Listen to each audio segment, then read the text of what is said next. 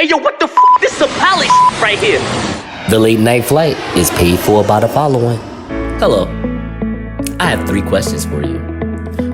When you're talking NBA with your white coworkers, do you say that Dallas Mavericks point guard Luka Doncic is the best player in the NBA to position yourself as non-threatening in the office? And when black people think that you talk like a white person, do you reply, hey, you would too if you graduated from an HBCU? Are you Rachel Dozer? If you do or are any one of these 3, then you are suffering from the contribution of white privilege. Hi, my name is Nasur Nuru, and if you are looking to go from Wayne Newton to Wayne Brady, please give us a call at 1-800-HELL-NO-CANDIS. That's 1-800-HELL-NO-CANDIS. Give us a call now before you turn into Tay Diggs. It's a bunch of us. I'm a hand in the colony. Hold on. Everybody on their Martin, everybody marching for a young nigga like me to get tsunami on it. I'ma get it, I'ma win it, baby. I'll be on my curry till like Patrick Bird, 40 on the tech. Yeah, I'm acting nerdy if it's at the Appalachian to the Appalachian. I'ma do whatever that they take to make a black a nation. Hold on. Did black American men fail Breonna Taylor? Unfortunately, I have to say that black men have failed Breonna Taylor. And I'm going to say it started with Breonna Taylor's father. I've been trying to research and find information on who Breonna Taylor's father was because he's not showing up in any of the rallies. He's not at any of the documentaries, any of the articles that you read. They always speak, of her mother. Now, I wasn't even able to confirm whether he's dead or alive, but the only excuse for that man not to be in public, raising hell for what happened to his daughter is he needs to be dead. Yeah, so is it just the father? Like, who else? I heard that you had a list about all the black men that fell Breonna Taylor. Right, so I have a list of black men who fell Breonna Taylor, and therefore we all failed it. True. So Jamarcus Glover. Jamarcus Glover is Brianna's ex-boyfriend, who is the reason behind the warrant that was issued to her house. He was in the streets. Right. They were keeping in contact, even though she was dating a new gentleman. They were keeping in contact. He would visit her house from time to time. They would talk on the phone from time to time. She would accept jail calls from him. And they tried to make a connection that she was a part of his drug enterprise. Quick question about that. Just have a quick question about that. So you as a, relationshipologist and whatnot, quick question. So she has a new man. And in the documentary, she's over here talking to the new man about having his baby, things of that nature, which is all good. I'm not even, it is what it is. That's just normal talk. In your opinion, how is the ex-boyfriend not only able to still stash money in her mailbox, but where they still keep tabs with each other in some type of way? Like, what type of relationship you think they have, or had rather? So let's clarify, right? Mm-hmm. The stash of money in the mailbox and the packages that he was having coming from the house is what the police said allegedly happened in order to get the search warrant. Right. Anna's family is denying that she had any involvement with him in that way where, he would, she would hold money or drugs for him. Like, she was adamant about him not having that stuff around her, right? Okay. Mm-hmm. And the phone call that they played on the documentary, you can tell where she's like a little distressed. Like, she's having a conversation with him, but she's really not wanting to talk to him or, be in that presence. So what it says to me is the classic love story. They had some relationship in the past. You know what I'm saying? He was in the street. She wasn't. She decided, like, I don't want to be a part of that lifestyle. The relationship didn't work. But like in the hood, we be having this misplaced loyalty. Women have this misplaced loyalty to men. And she feels like she has to be a friend to him in some sort of way because he was like a love of hers.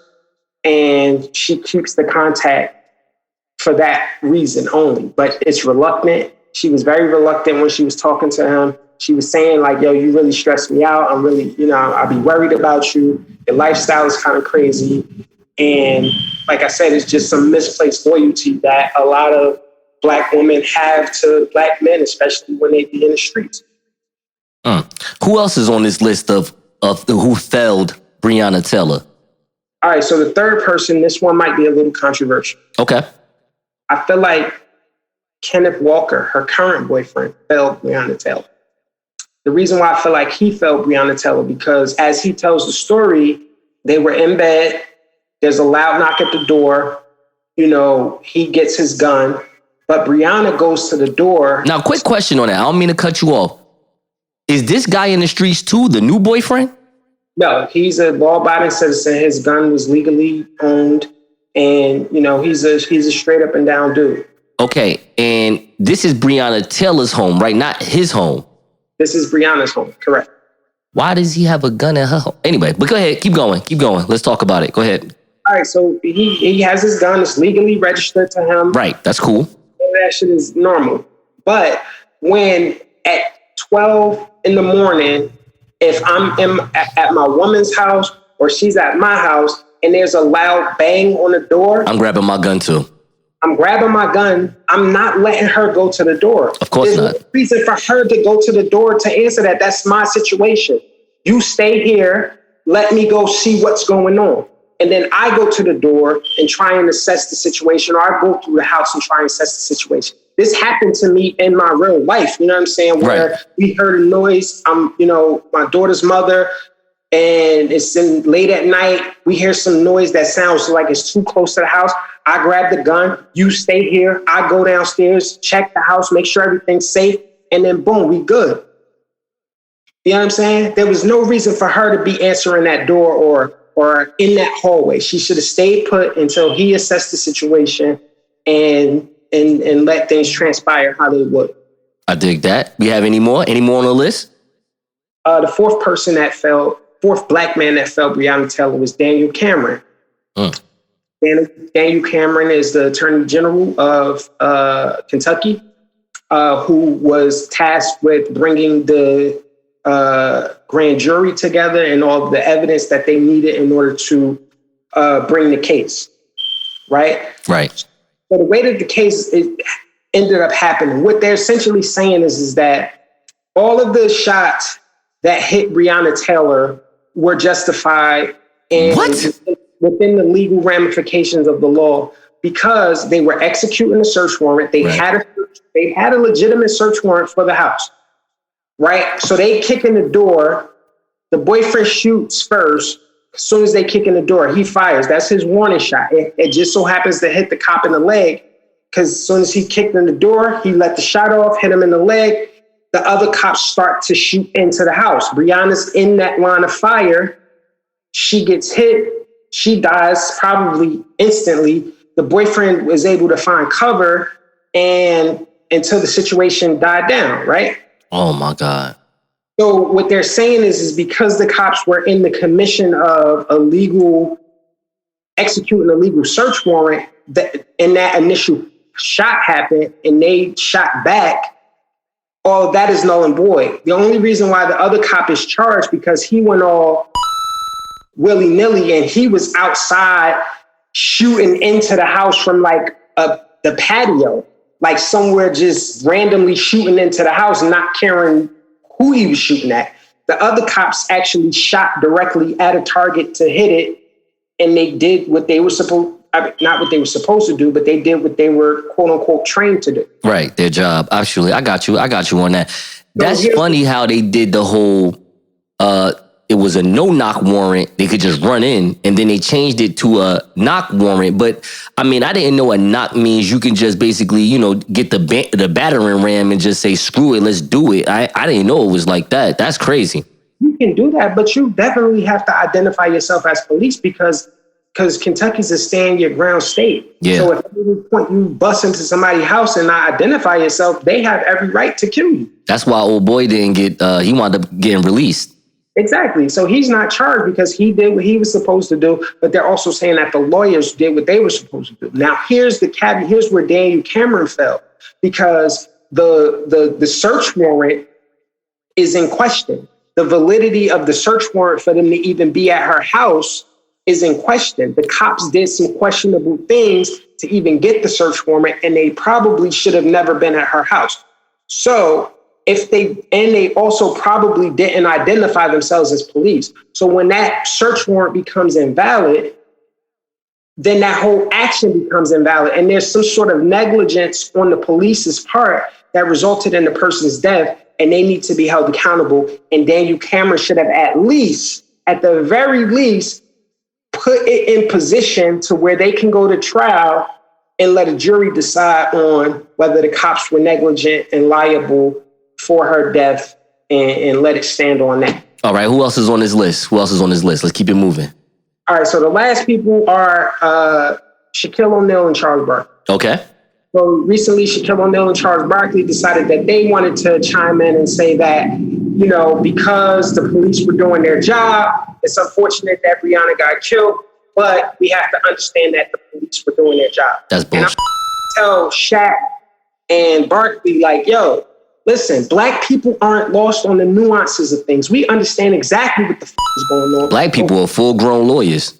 We understand exactly what the is going on, but what we don't understand is why this continues to happen, and this law that you all seem to tout never seems to work out in our favor.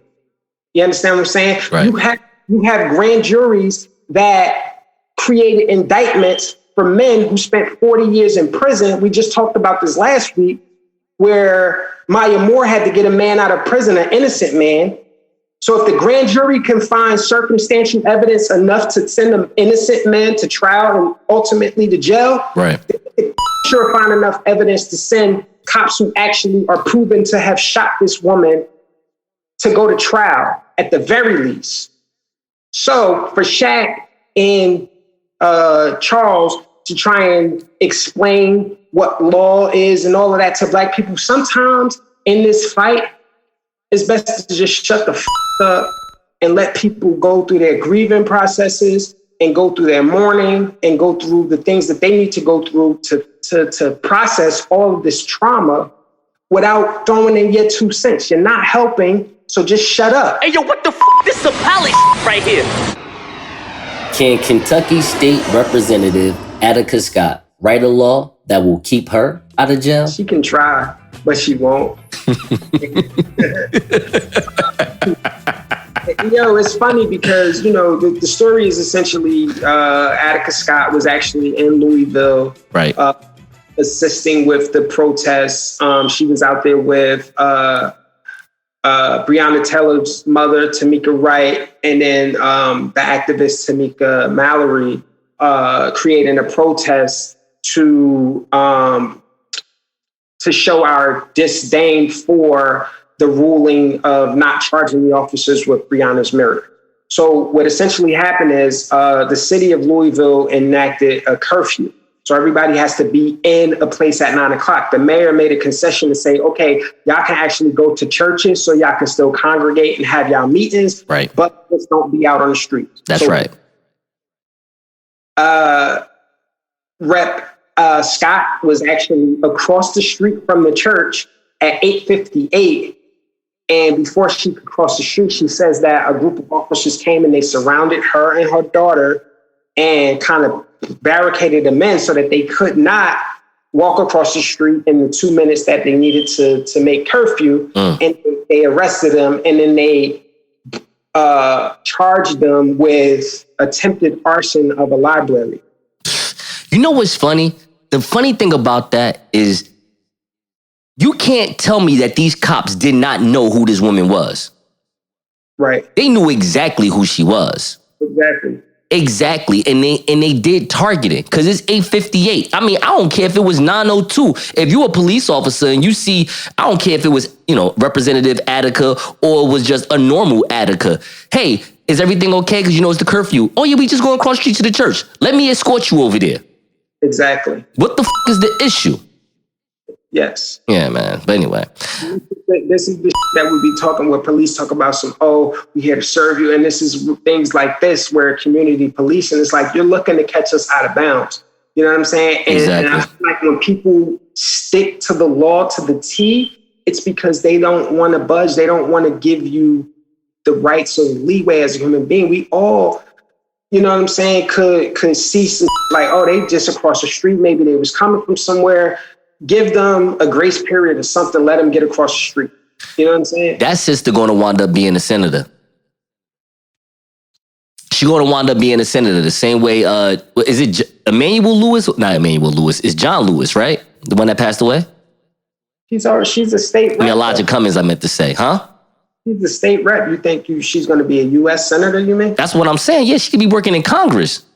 Okay, I got you. That's what I'm saying, man. Like, I mean, a story like that, yeah, that's something that she can hang her hat on and get hella votes. But here's the thing. Mm-hmm. You know, what she's doing right now is she's actually, working on legislation, statewide legislation. Okay. How it's called Brianna's Law, where they're going to require that these police have body cams. And if you watched about documentary, the narcotics police declined to wear body cams. So that's why there's no video footage of what actually transpired. Right. You know what I'm saying? I mean, Kentucky is a whole nother type of place, man. That's still, not to be funny. I hope people from Kentucky are not mad when I say this, but that is Ku Klux country, okay? Like, let's just keep that real. Mirror, mirror on the wall, who's the most caring of them all? That right there, the one that is a police officer, you know what? The Karen that was at the apartment building telling the black dude, you don't live here, let me see your ID, whatever. That's normal, whatever. The white lady, the Karen that told the black dude that what was he doing? Was he doing bird watching in Central Park? What was he doing? Yeah, bird watching. That's how you know white people. Black people, we do it all just like you, because I never even known black people do bird watching, okay? So that's new. But that was fine, all right? White woman told two black dudes at a Chipotle, get out of our store unless you're buying something. Whatever. Like, that's normal Monday through Friday racism. When you have a police officer who is was she a police chief, a commissioner, or was she a sergeant? Right. She was one of those three. Okay, this sister put out an email telling the police staff that Black Lives Matter will be washing our cars. Antifa will be washing our cars. That's who they are. Crazy. That's why. First of all, what state is this sister in that did this? In Kentucky, right? In Kentucky. Right, in the heart of it. This is Ku Klux country, as I just said in the last segment. You know what I'm saying? This is Ku Klux country. Yo, for the life of me, and my whole thing, the Karen conversation, because we already found out what my answer is. But I'm really oh man, this is about to be controversial, man, because I have, white women are cool to me, but I really don't understand. How do black men just move our sister to the side? And I'm not trying to get on some black women first. This is not what this is about. Because I don't have an issue with black women dating white men. That's up to a woman to do that. But my point I'm making is, how in God's name do we have white women that are saying, hey, you know what? I love black men. Why are they not at the forefront when this sister is when you have a Karen that acts like this, where are our Rachel Dozers that's like, hey, yo, slow that roll. We ain't need, what the is you? Are you serious? You need to go date LeBron before you start talking that bullshit. I don't understand white women that dislike black people. I really don't be understanding where they come from. Not after I watched the NBA game where all of their wives are white holding babies and shit. Like, I'm confused. Like, we are manufacturing light-skinned men as we speak. No disrespect, Hanif. I love it. I have no problem with light-skinned men. I'm just saying. We are manufacturing them straight off the fact that, you know, saying white women are willing to have our children. So, you know, Hanif, I'll throw it to you. Who's the most caring of them all? And on top of that, why is white women that are dating black men, why are they not at the forefront of this war or this battle and letting white women know, like, listen, yo, once you go black, you know what the rest is. What's the issue? Yeah, I mean, because even white women who date black men don't necessarily love black men in that context when it comes to race and our value. Are you telling me they love them because they shut up and dribble? They like the attention. They like the fact that black men and the type of black men who like black women revere them in a way where it's like, oh, I'm on a pedestal. You know what I'm saying? This man sees me as something that's an attainment, and he's going to act accordingly. So that's more so what that is. It's nothing to do with you understanding the plight of what it means to be a black man in America.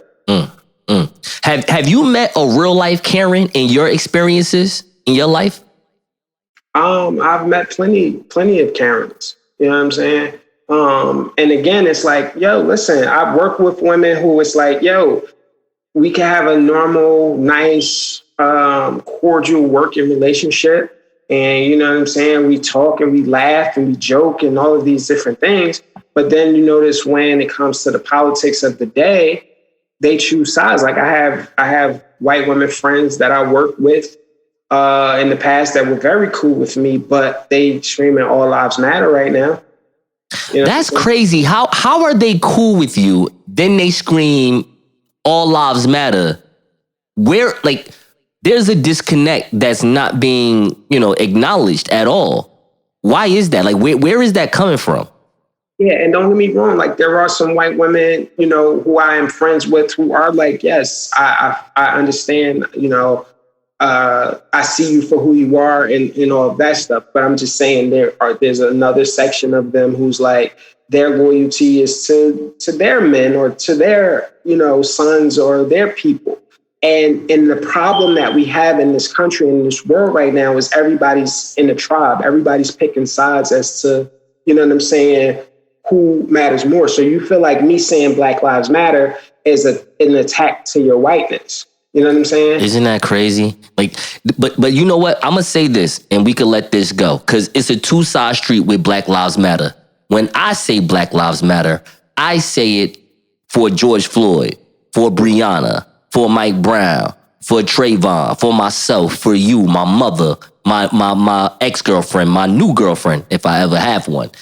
Mm-hmm. That's what, when I say Black Lives Matter, I say it because of what I see on CNN, what I see on Fox News, what I see on C-SPAN, MSNBC. When I see someone doing MMA moves on George Floyd's neck, doing MMA moves on Eric Gardner's, on Eric Gardner's neck. You know what I mean? Like, this was a whole big dude. They straight did a rear neck. I think they call it a rear naked head. I forgot it.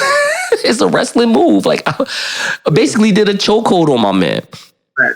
The most audacious part of this story was that the police major, Hallahan, actually talked to reporters and said, hey, yeah, I said it. I'll retire in 6 days. I mean, you know what? And I'll be honest with you. That's not even the shit that I'm mad at because I already know what that meant. That was, mind you, she's in her early 40s. So this is what the police force did. They said, you know what? We're going to fire you. We can't have you here doing this. Right. But because you're about to retire anyway, quote unquote, well, you was about to do something. We're going to just say you retired, okay? We'll give you a little undisclosed pension. Yeah, maybe you could work in another town and that's another thing that these cops do anyway. They just work in another town. Yeah. Like, for all we know, the 4 cops that got off for killing Sean Bell, they probably work in Arizona somewhere. Sure. They just doing cop replacement. I mean, what do they call that? Witness protection? They probably doing, law enforcement protection. Yeah. You know, the FOP got so much money. I mean, the FOP got billions of dollars in America. I mean, it's nothing to send one of your officers that killed somebody for no reason across country somewhere else and let them still be a cop. Hey, yo, what the f***? This is some pally right here. Do you prefer your condoms brand new or gently used? What the f*** is... Oh, the f*** is that? First of all, I don't prefer them at all. But, you know, let's just keep that real. You prefer condoms? Be honest. Listen, my advice to people, and I want y'all to pay attention to what I'm about to say. I believe in the rhythm method, but keep going. This is better than any BET Wrap It Up commercial that you've ever seen in your life. My advice to the world is do not use condoms with people that you intend to have sex with. Did not use condoms. Like if you have to, if you feel like you have to use a condom, then you should not be having sex with that person. Yo, you know what's funny? I had an escort over here 2 weeks ago that was like, yo, now mind you, she wanted $200. I'm drunk out my mind. I almost said yes. She came to the house and she put she was like, yo, I'm about to put this condom on. I immediately took my money and was like, yo, you gotta go. She was like, what? I was like, yo, this is, nah, I ain't trying to, this is gonna sound ugly, but oh, baby, I like it raw. Like, I'm about to pay $200. We gonna have to both take a risk. What the f*** is you talking about? But in this case, I like the fact that this company that just got caught it's Japan, right? Or no, it's Vietnam. Vietnam. So I like the fact that the person that ran this used rubber company was a 37-year-old woman.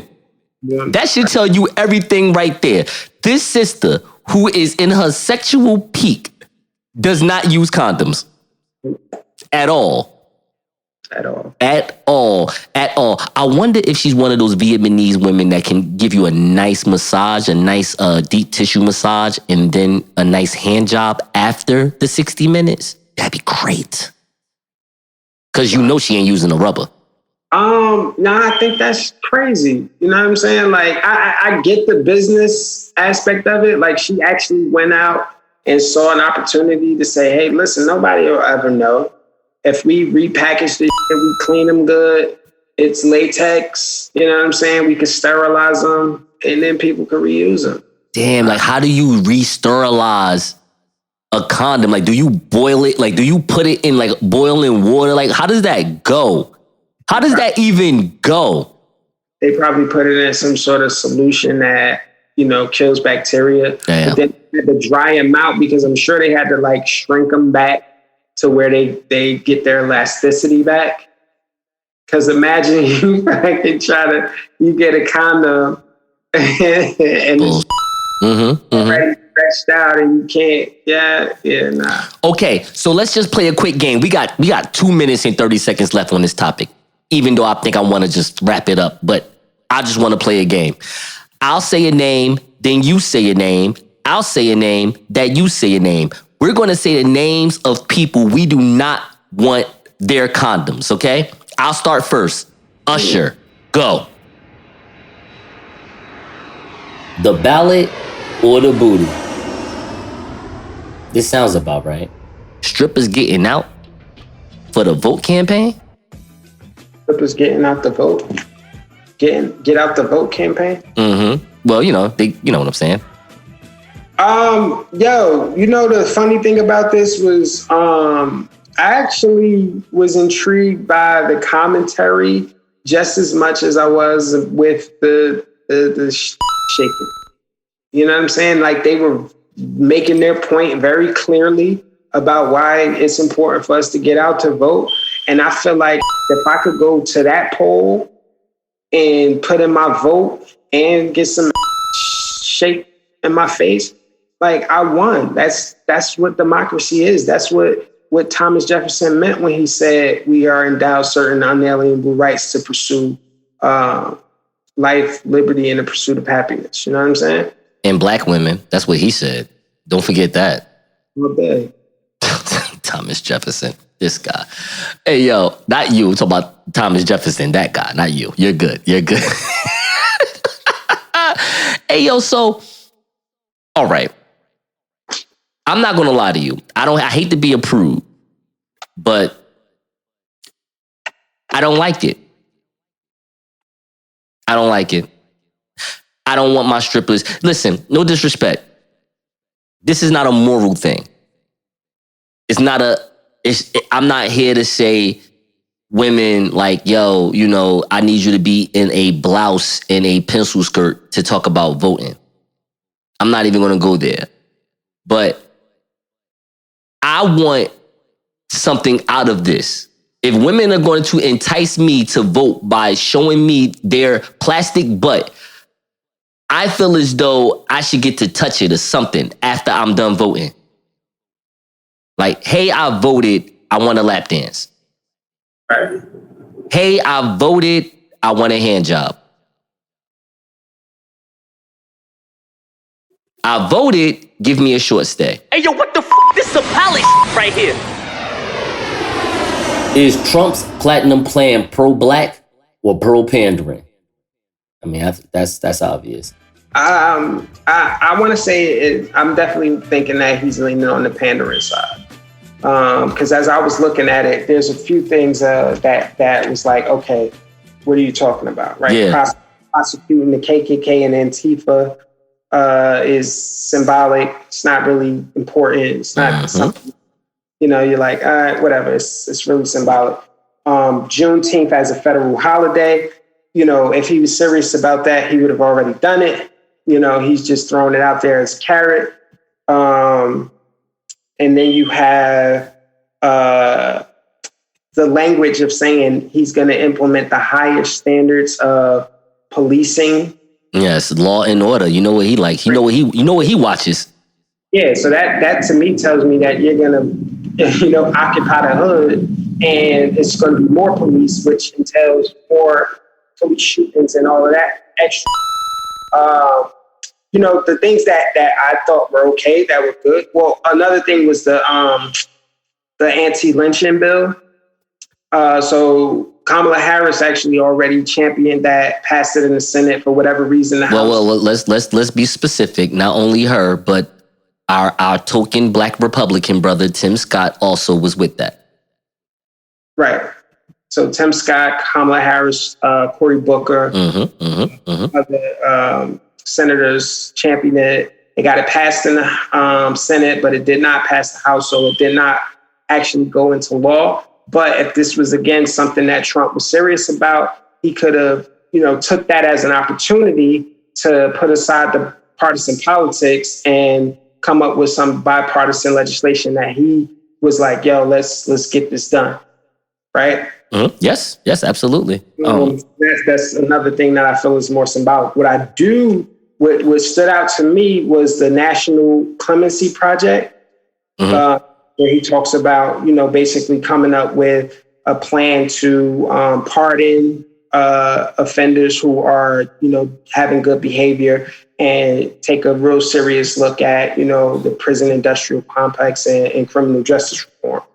And then expanding school choice. I feel like, you know, if the public school systems are failing in the hood, you know, and again, that's another systemic institution that's causing that. But if you can create an opportunity for kids to go to other schools that will better serve them, I don't know how you can turn your nose up at that.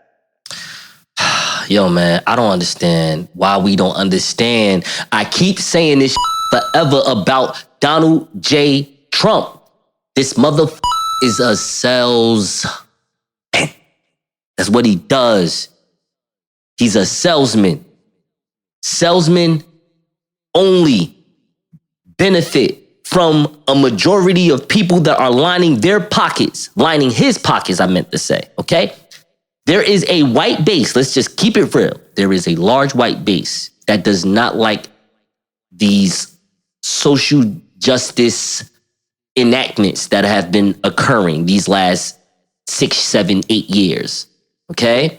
There are people that do not understand, just like the Karen that's the police officer, or the Karen from the apartment building, or the Karen that caught the black dude bird watching.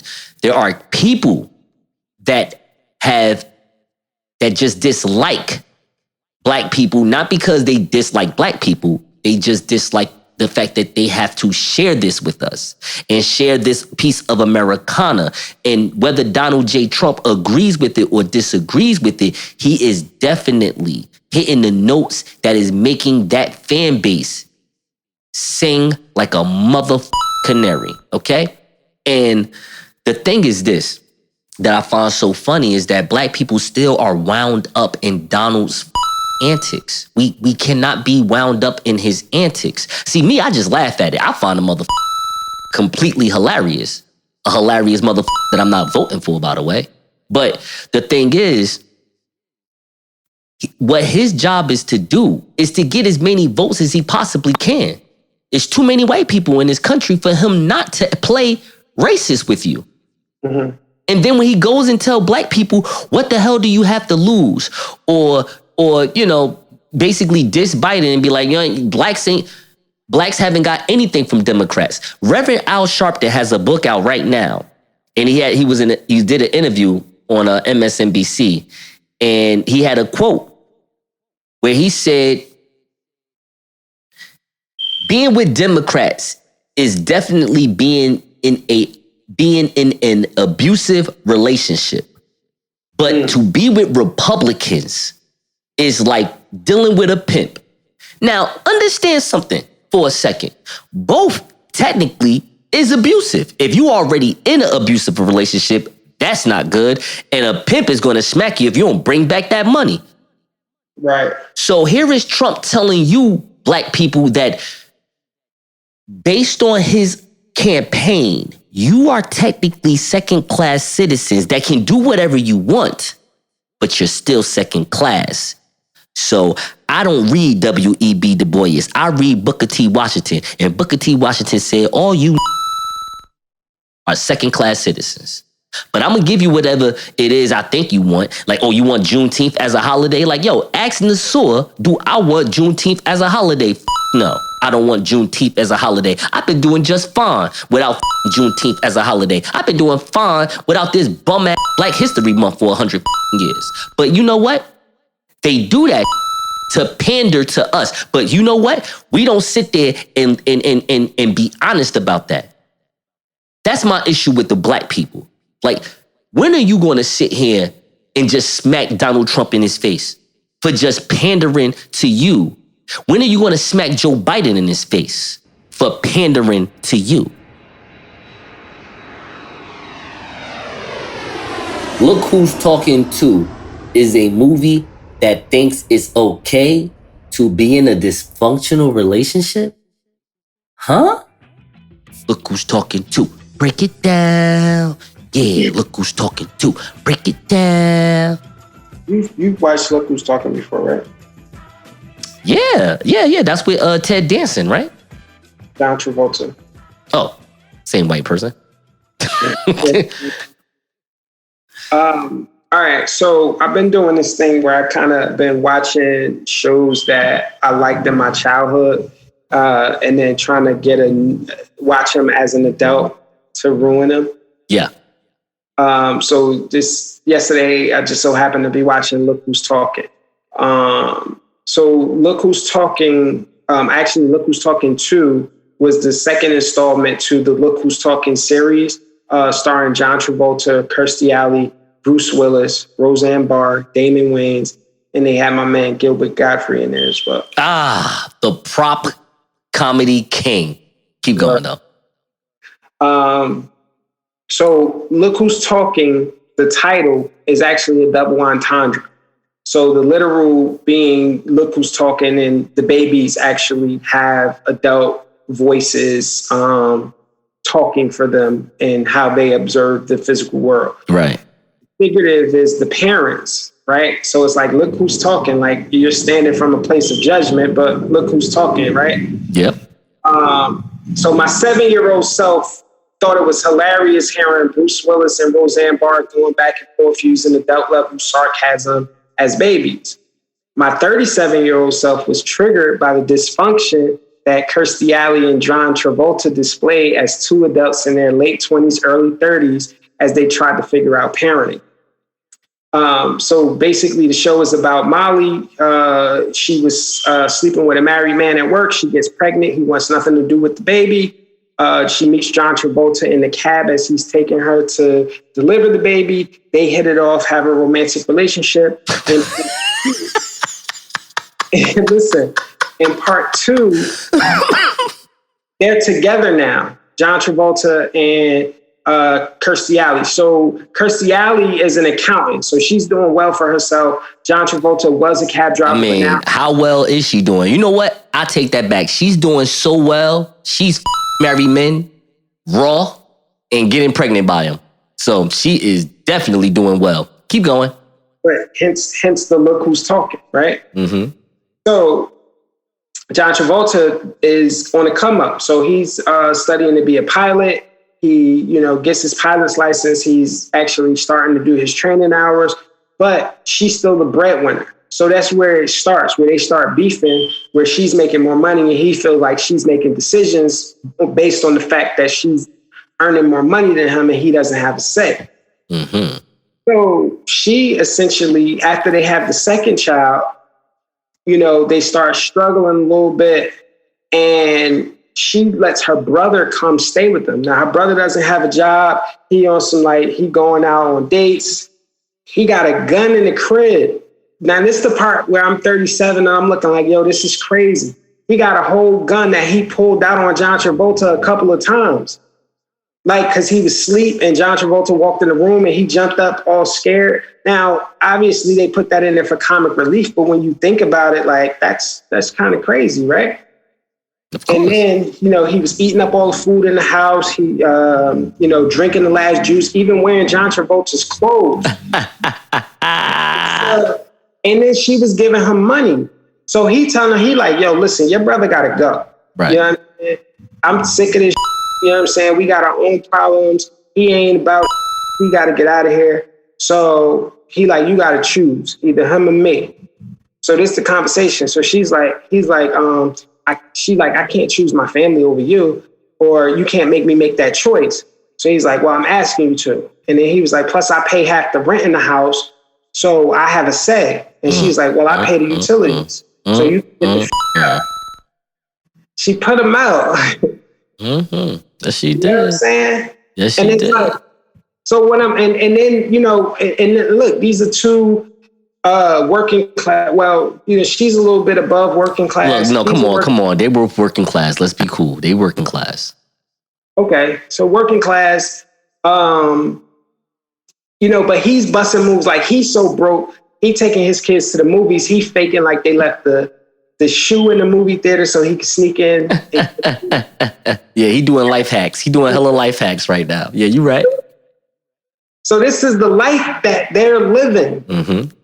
And then, when they sort of trying to figure it out, these motherfuckers, when she didn't want him to fly in bad weather, she left her kids with this dysfunctional brother.